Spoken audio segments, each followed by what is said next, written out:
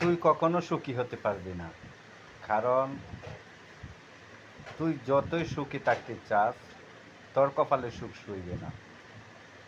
তুই অন্যকে সুখে রাখতে পারবি না, তুই নিজেও সুখী হতে পারবি না। কারণ একজনকে আঘাত দিয়ে নিজে কতটুক সুখে থাকা যায় সেটা তুই নিজে অনুভব করতে পারবি। কারণ কাউকে কাঁদিয়ে নিজে সুখ হয় না, নিজেই খাদ্যে হয়। আমি তোকে বলি, যে কারণে যে স্বার্থে তুই মানুষের সাথে কথা বলিস, চলাচল করিস, সেটা তুই জানিস। ঢাকা শহর মানুষ চলতে ফিরতে অনেক বাধা আসে জীবনে, কিন্তু আমি অনেক সতর্কভাবে চলি যাতে আমার কোনো আপদ বিপদ না আসে। কারণ যে লোক স্বার্থের কান্দন কান্দে সে লোক জীবনে সুখী হতে পারে না। কারণ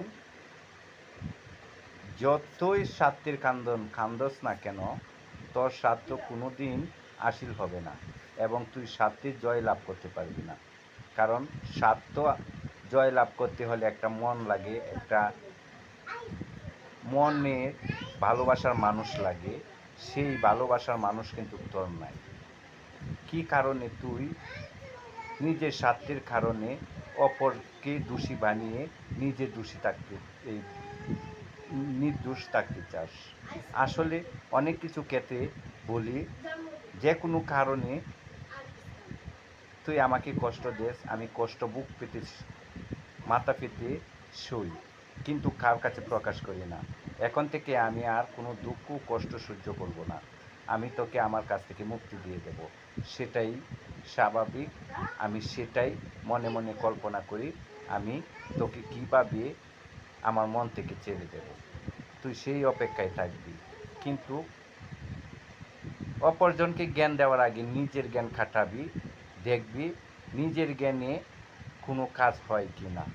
অপরের জ্ঞানে কোনো কাজ করতে যাবি না, তাহলে নিজেই ব্যর্থতা হবি। নিজের জ্ঞানে পূজা, পরের জ্ঞানে পূজা, নিজের জ্ঞানে বুঝা, এটা সবাই জানে।